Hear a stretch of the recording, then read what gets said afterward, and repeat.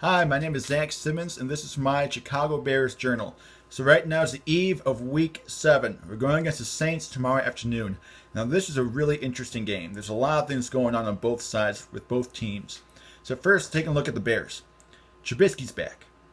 It's not Chase Daniel. Now I know he's listed as questionable on the injury report, but with 3 full practices in his belt, it's safe to say that he's going to be starting this week. That he'll be starting at home against the Saints just tomorrow. And also, Kyle Long, he's on the IR, which means we would probably see Rashad Coward starting at right guard. Be interesting to see if Ted Larson's healthy enough that they might put Ted Larson in there. But with the amount of snaps that Coward's had this week, with the first team offense there at right guard, I'm kind of expecting to see Coward, and he's worked there. I wasn't sure about him as a tackle. We tried him out as a tackle in preseason. It just didn't look. It didn't look good at all. But having him there at guard against Minnesota, it clicked. It seemed to work. So I'm really interested to see exactly what he can do this week. And he's going to be going against a really tough defense. This Saints defense, they specialize in pressuring the quarterback. That's what they do. They pressure the quarterback to get some sacks. He's going to have a tough game ahead of him. This is going to be rough for him. But then taking a look at the Saints, they lost a few offensive weapons. Traquan Smith is gone, and that's not that big of a deal. I mean, he really hasn't been available at all this season. I believe he just has 5 targets, 5 receptions this season. I could be wrong. Jared Cook, though, third when it comes to receptions. Third when it comes to receptions for the Saints. And then Alvin Kamara is gone. Not only is he a factor in the rushing game, but he's a heavy factor in the receiving game. He's number 2 in the list when it comes to targets. So, this is going to be rough. This is going to be rough for the Saints. The thing about Kamara, losing Kamara, you have to heavily rely on Latavius Murray. Now, what this means. Now, Murray wasn't that much of a factor when it came to the receiving game. He only had 10 targets on the season. That's about a target 2 per game. So the question that matters, will they use him? Will they actually use him out there in the receiving game? Or do they have someone else in mind for that? Or will it just be Murray the entire time? And Murray, he's had an okay season. He hasn't been terrible, but he hasn't been exceptional.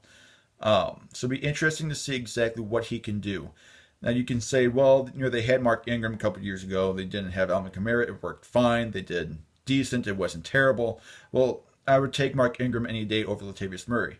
Murray's a decent running back. He's not spectacular, and he's definitely not as good as Mark Ingram.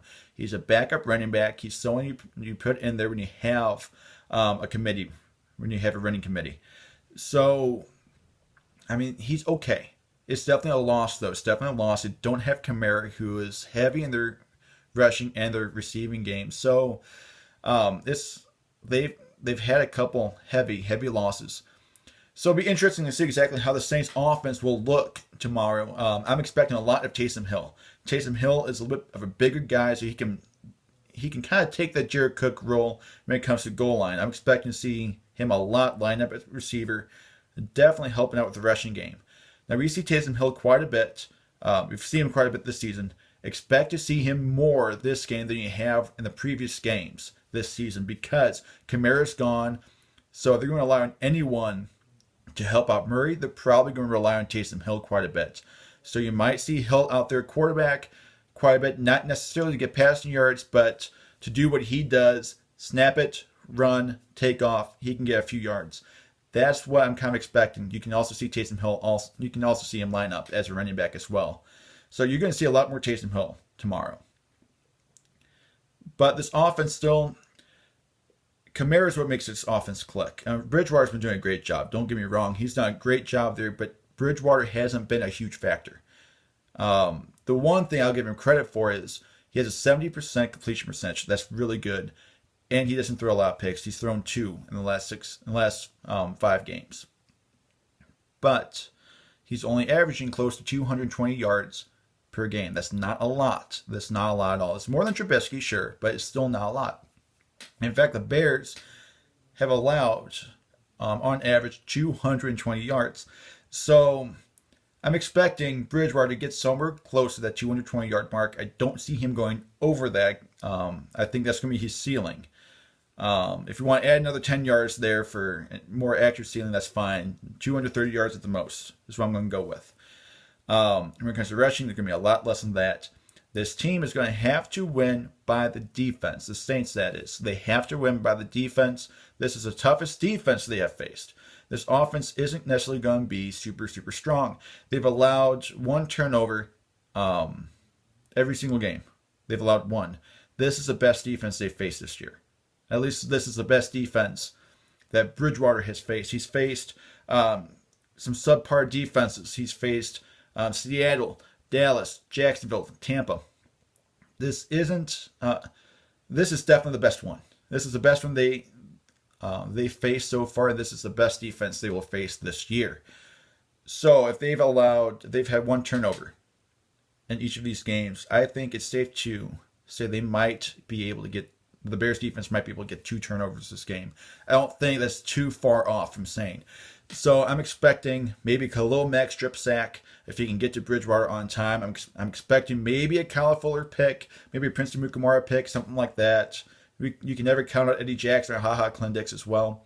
That's kind of what I'm expecting, about 2 turnovers, and they have to be 2 really good turnovers to get us in good field position.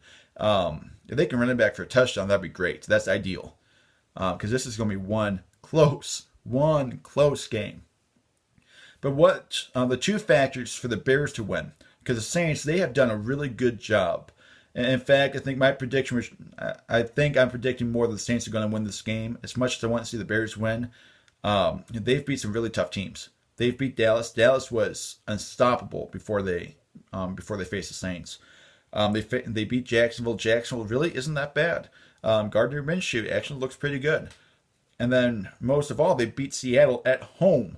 It's the only loss that the Seahawks have ever had at home in September, as Pete Carroll's when Pete Carroll's the head coach. So, and that's a heavy loss for Seattle. This is a good team. It's hard for me to say the Bears can pull this one off, but they can with the losses that the Saints have had. But in order for them to win, it's going to be the defensive front 7. They need to do a good job pressuring Bridgewater. They don't necessarily have to sack him. They just need to pressure him. Let Kyle Fuller and Prince Kamara do their jobs. Maybe he can throw an inaccurate pass right to one of them, right to one of the safeties. But this game is not necessarily so much on Kamara and Fuller. We definitely know that Michael Thomas will be the key factor. With Kamara gone, you might see a little bit more Ted Ginn, but you're going to see a lot of Michael Thomas. I'm expecting a little bit more of how, I think Kyle Fuller is going to play just like he did off of Devontae Adams, give him a little bit of space, let him get 5 yards here, 5 yards there, but not necessarily a 30-yard shot.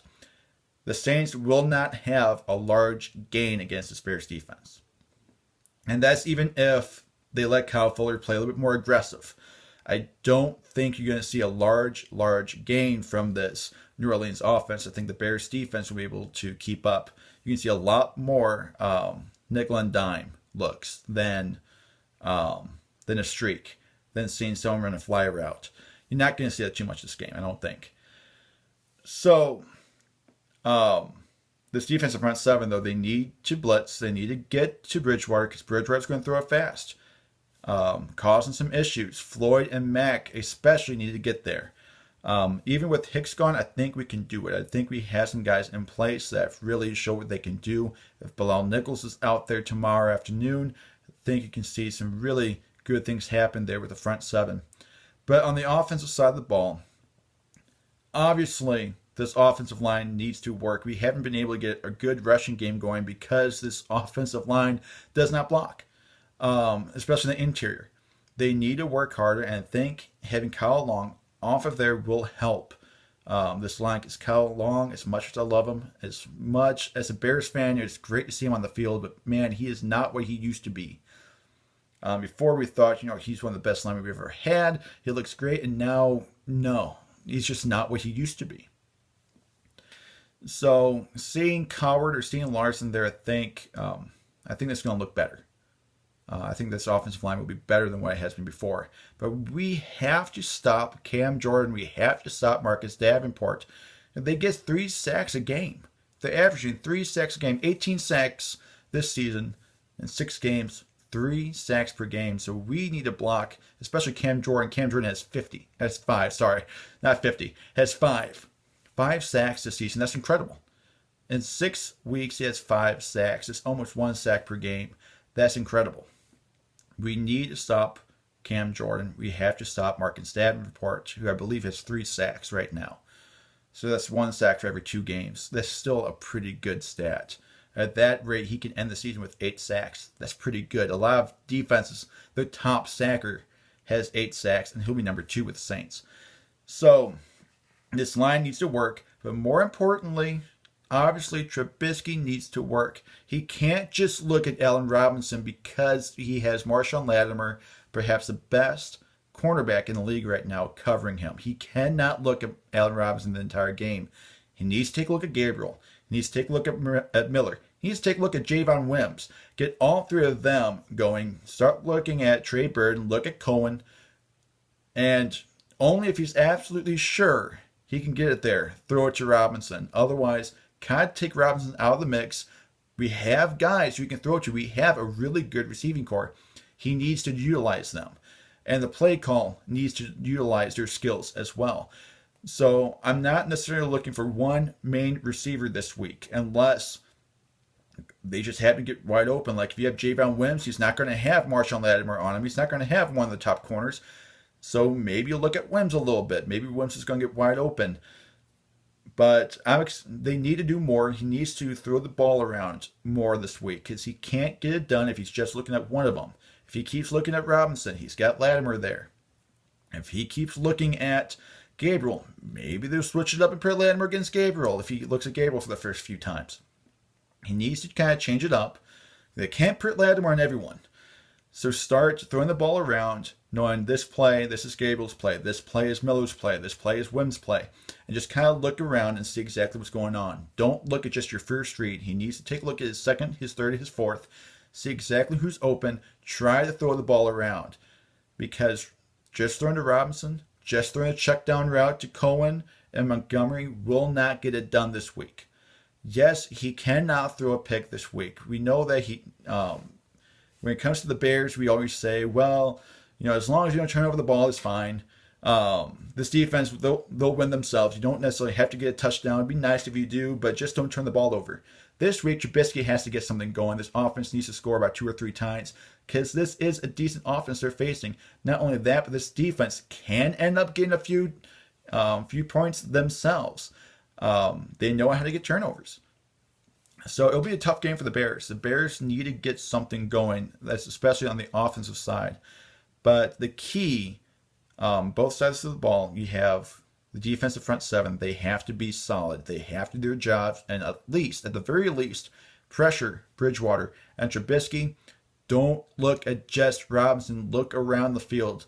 Start throwing more to Miller. Start throwing more to Gabriel. Start throwing some passes that you haven't really thrown to this season. Start looking at different spots of the field that you really haven't taken a look at. Stop checking it down. Stop just doing these little tiny routes to Robinson. Start throwing the ball. What we saw him do in Washington, that's what we need him to do. If he can do that and do better than what we saw him do against Washington, if he can just kind of start with that and just kind of build up what he did in Washington, he's going to be just fine. But this is going to be rough. He's going to have to move a little bit. This is a tough defense. And our offensive line really hasn't shown that that Trubisky can depend on them. He needs to move around. Hopefully he's not scared half to death to move around. I'm not sure if he's going to be scared to move because of his injury, or if Nagy's going to tell him, don't move, just stay in the pocket. But he's going to have to move around. I'm not necessarily saying he needs to take off and run, but he needs to move around. That's how he works. He's a scrambler. He can't necessarily just stay in the pocket and fire. He's not Drew Brees in that sense. He needs to move around.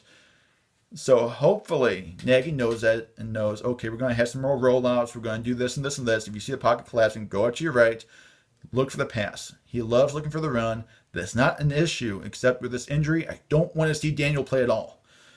I don't like how Daniel played against Oakland. I don't want to see him on that field. Trubisky's the guy. He needs to go out there and show what he can do.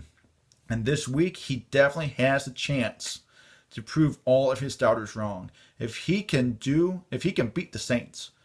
Russell Wilson couldn't beat the Saints. Dak Prescott couldn't beat the Saints. I mean, we all go on Gardner Minshew. We love Gardner Minshew. Minshew couldn't stop the Saints, but Trubisky can. And they're going to say, well, they didn't have Kamara. The defense, they had it easy. But they have no excuse if Trubisky plays well. If Trubisky is making a good throw here, making a good throw there, none of these injuries have anything to do with it. I don't care the defense helps them out. If Trubisky makes plays, they don't really have anyone hurt on defense. They have a backup defensive end hurt. Like, that's going to be too much of a factor to stop Trubisky. This is a week that he can prove some doubters wrong. They can say, I'm better than Dak Prescott. I'm better than Gardner Minshew. I'm better than Russell Wilson. I can beat this team. He's going to have to show it this week. Hopefully he's not dwelling on that, because I know he has. I don't know exactly what's going on with his head. I can't tell if it's just too much. He's analyzing too much each play. His mind is just broken. I don't know if he's just hearing all this outside information from fans, from analysts, going off on him, that it's just there's a mental block. I don't know exactly what his issue is right now, but he has to push it aside and just do his job. Just sit back, relax. No, okay, in this play I do this play I do this. And just stay calm. Don't worry about getting hit. Don't worry about, don't necessarily worry about, okay, am I doing every single thing right? Just do what's natural. He needs to do what's natural to him. Just say, okay, this guy's open. I know I can make that throw. Let me make it. He needs to be more confident. But mainly, he just needs to relax. He just needs to relax. So if he can do that this game, this is a good start. Good start to all these doubters being proven wrong. Because I know if he can beat the Saints, he can do this throughout the season. He can do that against the Chargers. He can do that against the Rams. And even down the line with Kansas City. So with this week, I am expecting a little bit more of a Saints win. But this is going to be a close game. It's going to come down to the wire. It's going to come down to the final possession of the game. The Bears definitely have a shot to win this game. But their weaknesses right now, they need to work. They need to be able to figure them out. Otherwise, the Saints will win. So it's not rocket science. Trubisky just needs to play well. This defense needs to pressure Bridgewater. If they can just do that, seems like I'm asking a lot, but if they can just do that, Bears can definitely pull off a win. It is beyond possible right now for the Chicago Bears. But just looking at Teddy Bridgewater's track record this season, looking at how the Saints defense has been, it's hard for me to not say Saints are going to win. But Bears definitely have a really, really good shot. So thank you so much for watching. I'll have another video out this next week. So if you enjoyed this, please subscribe so that way you can see when my next videos are up. But thank you so much for watching, and have a good rest of your day.